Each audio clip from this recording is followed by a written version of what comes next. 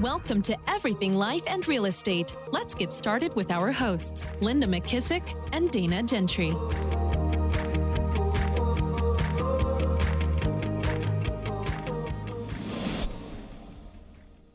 Hi, everyone. Welcome to Everything Life and Real Estate. I'm Linda McKissack.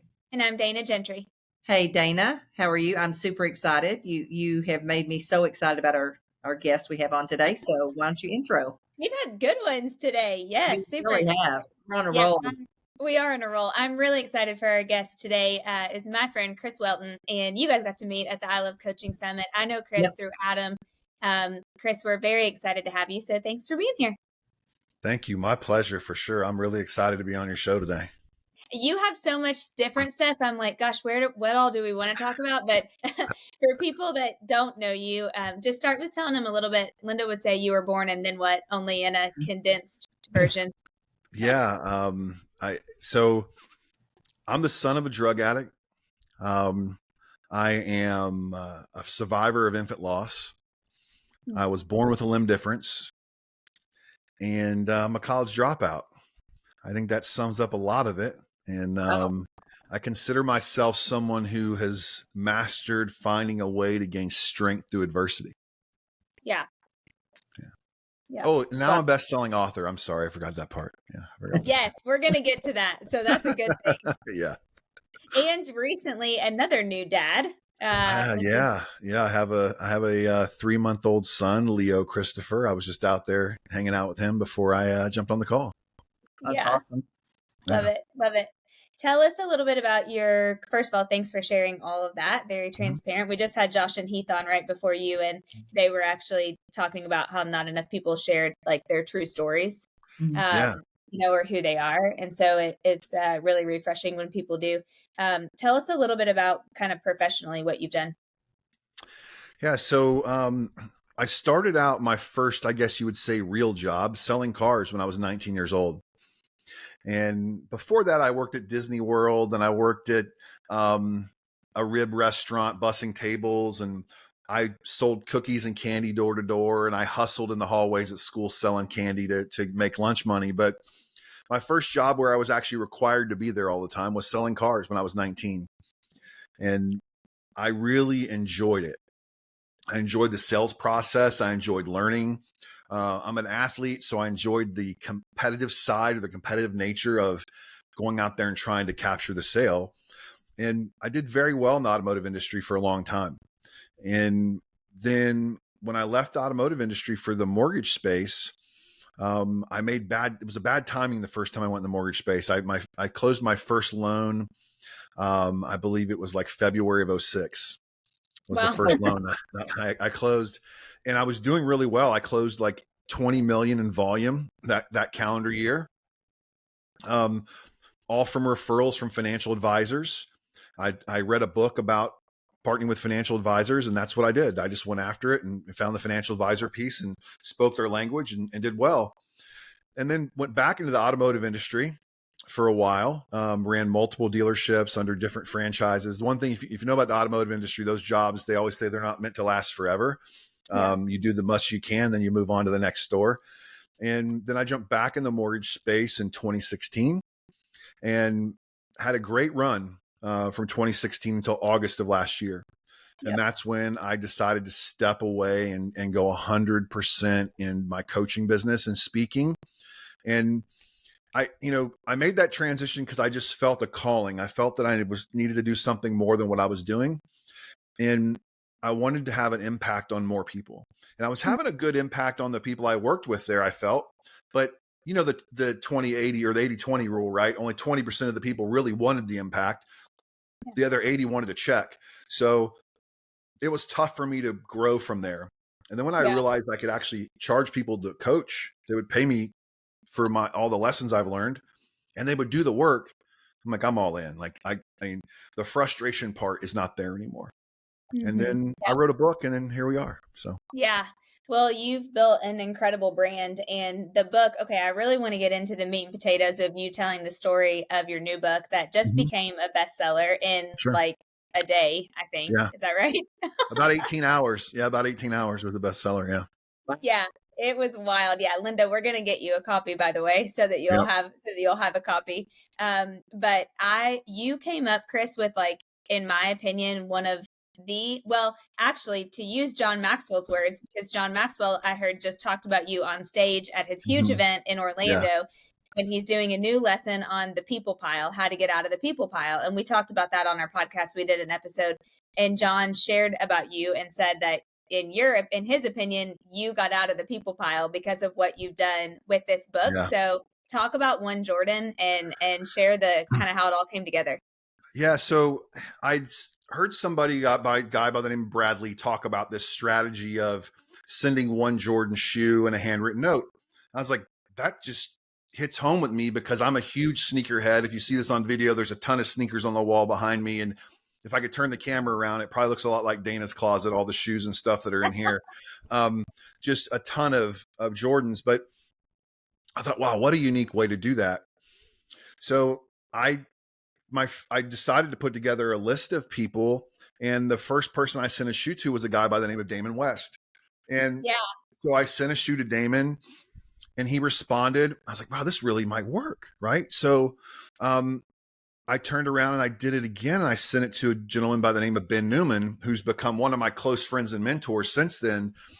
I'm like, man, I should really write a book about this. Like the stories of everybody that I connected with by sending out a Jordan shoe. And then, it's funny when you do something like that, you realize why you did something.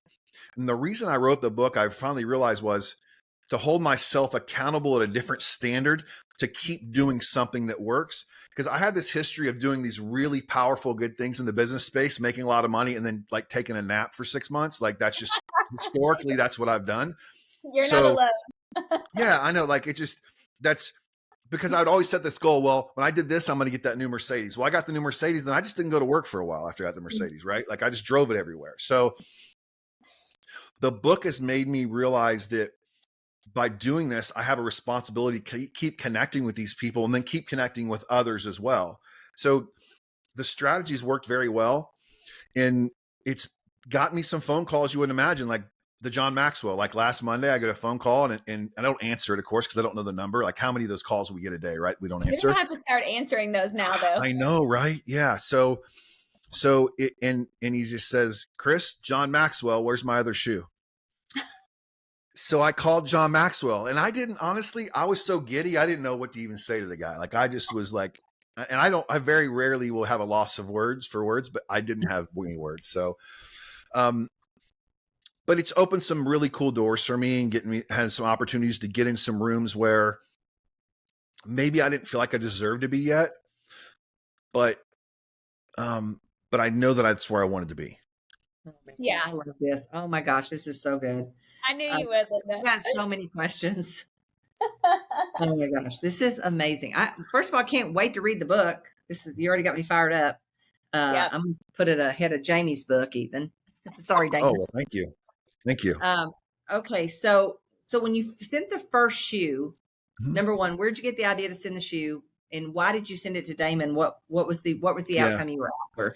So, the idea, of course, came from Bradley. He's talked about it on a video, and then the funny thing is about that is that as I was writing the book, I was in Miami with my friend Renee Rodriguez, and I said, Renee, I did this with the Jordan, like Brad talked about, and will you write the forward for my book? He's like, I'm the one who told Brad about that idea. I said, well, then awesome. Will you write the forward? He's like, yeah, I'll write the forward. I'd love to write the forward. The thing is, I don't think anybody's ever done it before. I was the first one to really execute it. And I'm the king of R&D, which is rip off and duplicate. Like if I see a good idea, I'm going to run with it. Right. So Damon was interesting. Damon was one of those people that I heard on Ed Milet's podcast. And I'm like, man, he really resonated with me. I've had a lot of friends get in trouble throughout the years where I grew up at. A lot of friends go to prison. Then the drug addiction side, I'm very close to dealing with people who have drug addiction. And I was like, man, I'd love to talk to him someday, but I don't know how I'd ever do that.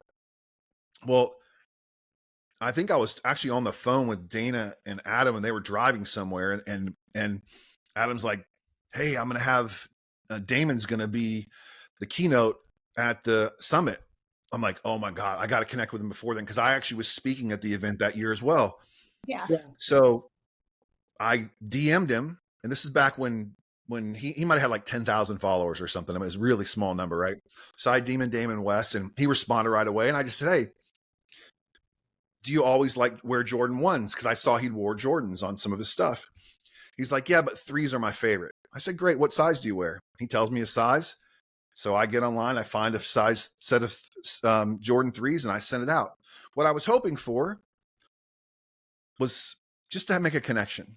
I didn't realize what it would do. Like, I text with Damon usually like maybe once or twice a week. We text back and forth. We built a friendship. And I didn't know that was even possible. Like, I didn't know where it would take us, but I knew that doing something that was a little bit bold may give me an opportunity to at least have more conversations with people that are where I want to be. Yeah. So Wow. you sent him the shoe and wrote him a letter, and then he called, and then He Do did. they always ask, where's my other shoe? It's always a different response. But the cool thing was with Damon, he had been sitting in his mailbox, his P.O. boxes. Of course, he's not giving me his home address. Now I have his home address now because I sent him something the other day. But back then, who knows, right? I'm not giving you my home address. So it's set in a P.O. box. And I kept messaging him like, hey, did you check your mail yet? And he's like, no, but I'll have my wife go today. And then he just called me. He's like, Chris, I'm waiting for the other shoe to drop. Like, this is the coolest thing I've ever seen. So he responded the way I love for it to happen. And Ben Newman did the same. He sent me a picture, and he's like, of the letter, and he said, you've got my attention. Let's do a call. So I jumped on a call and built from there. I have had some different responses. Lewis Howes was not interested. He sent the shoe back. Dan Martell sent the shoe. But yeah, well, I've talked to some people about that, and they said that he's a very closed off individual. Like, he really is. He's hard to get to.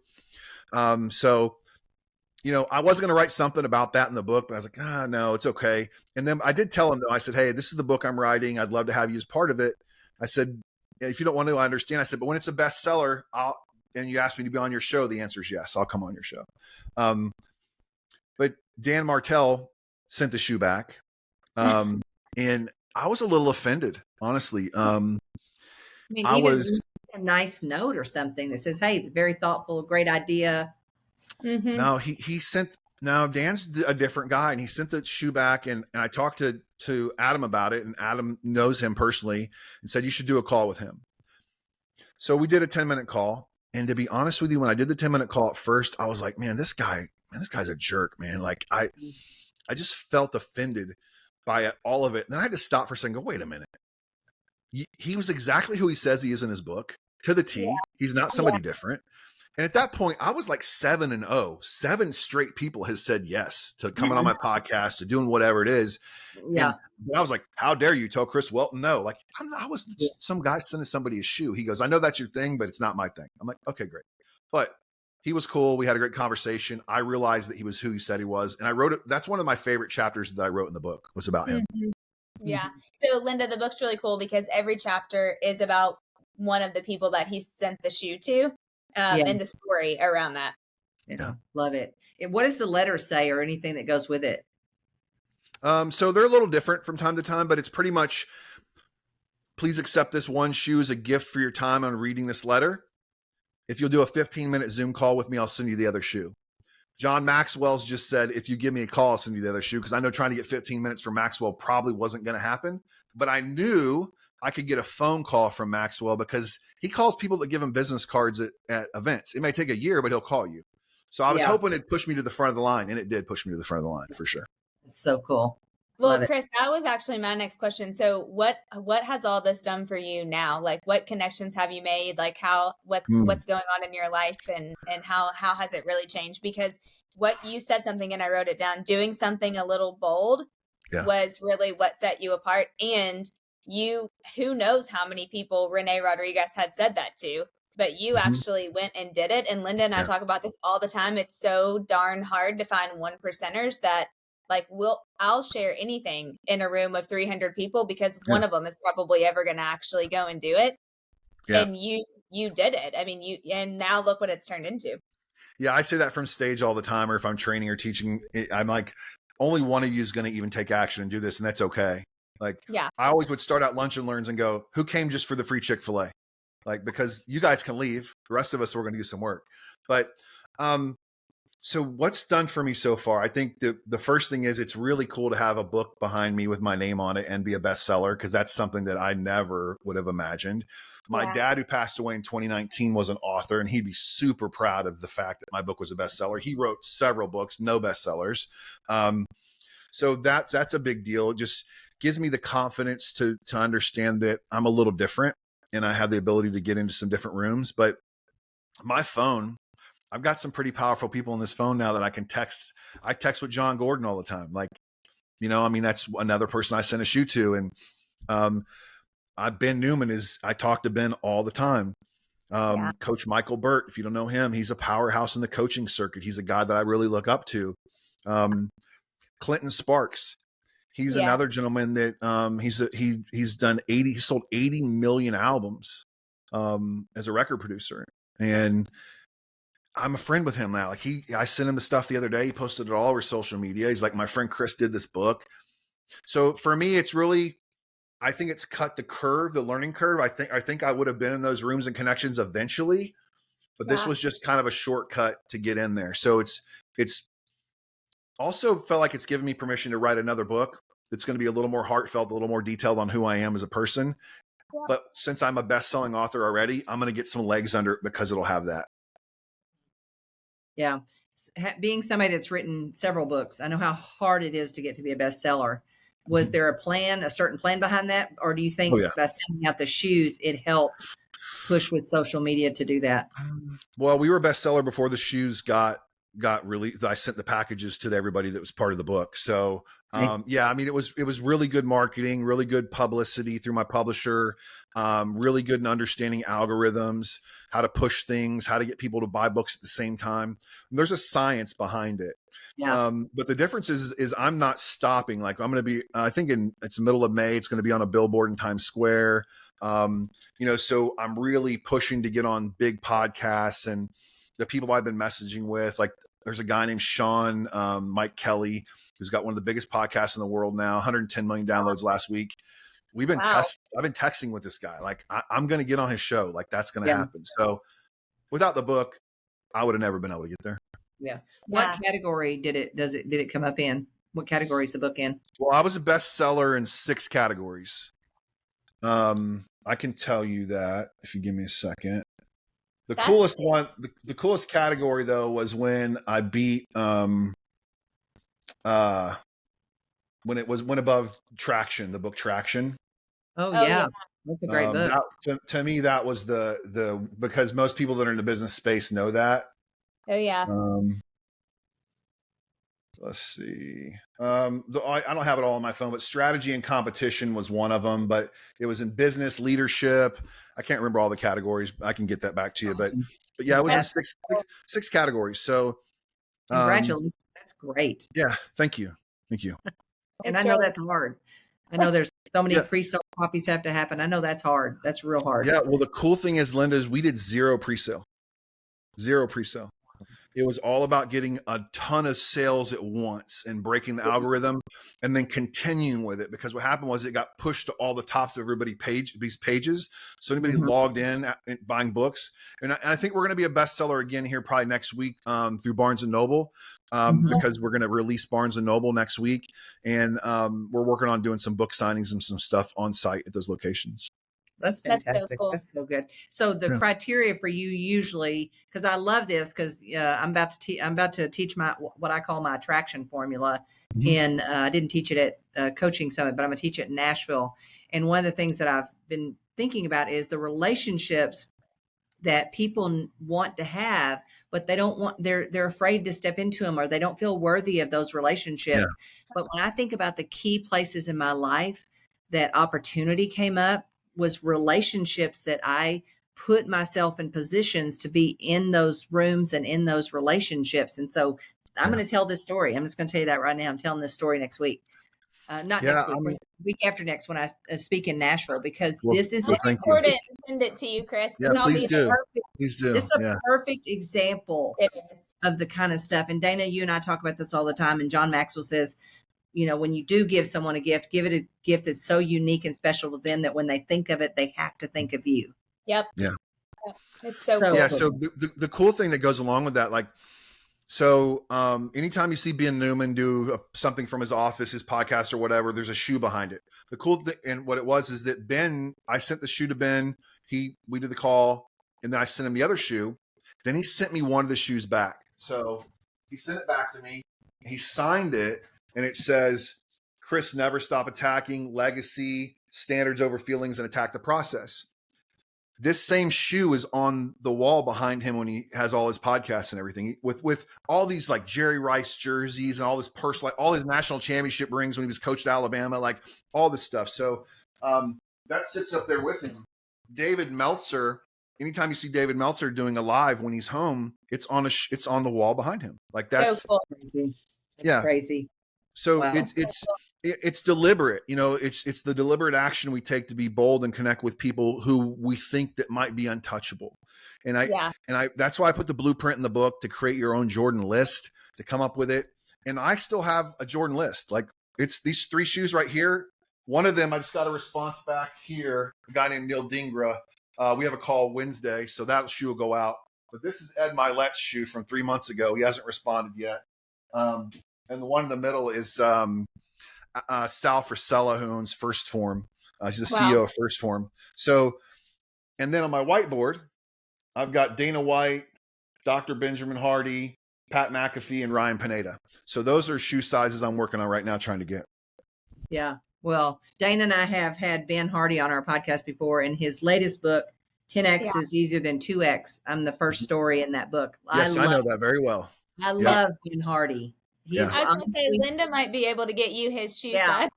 Yeah, if you can get me a shoe size, that'd be great. Because I live in Orlando and he lives here too, so I would love to connect with him. Yeah, it's coming. It's going to come your way. I'm going to text him right now. Perfect.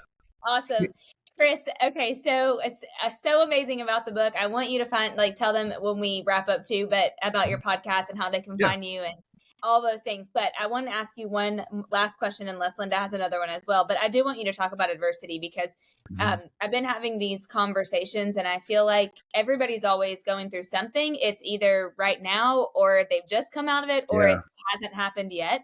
So what would be like any just words of encouragement, tips, anything that you would want to share with people who maybe are in a really big moment of adversity, something's really going on with them?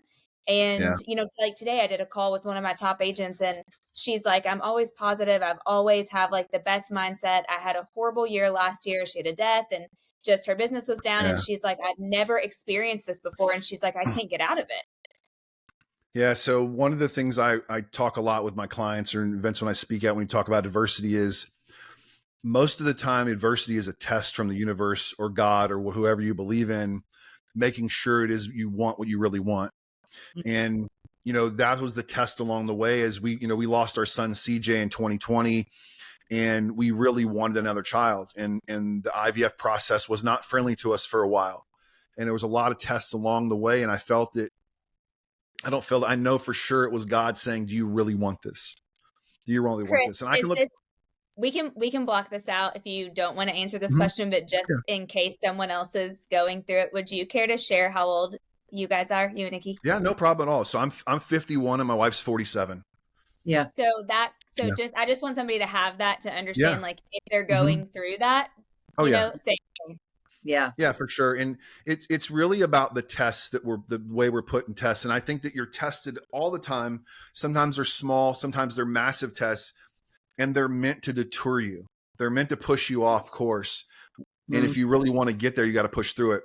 So June 11th through the 14th, I've got a summit online called Strength Through Adversity Summit. You're not alone.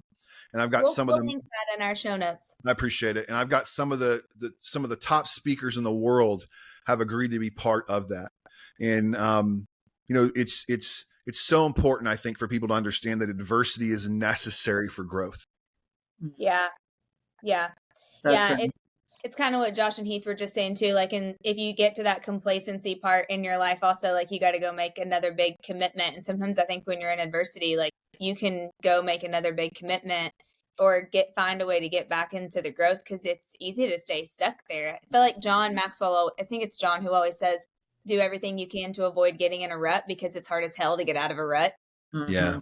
So true. Agreed. So But the true. more people you talk to today, adversity is I mean, so many people are just going through so much. Yeah, there's so much going on. And I'll share a conversation real quick that I had with, I was very fortunate to be in a room with several guys who were billionaires. And I was the only one that didn't fly a private jet there. And this may come across a little bit arrogant for what they said, but it was so true. I was talking to one of them and I said, I'm just curious. No one's talked about interest rates while we've been in this meeting. No one's talked about the economy. No one's talked about the White House. No one's talked about anything.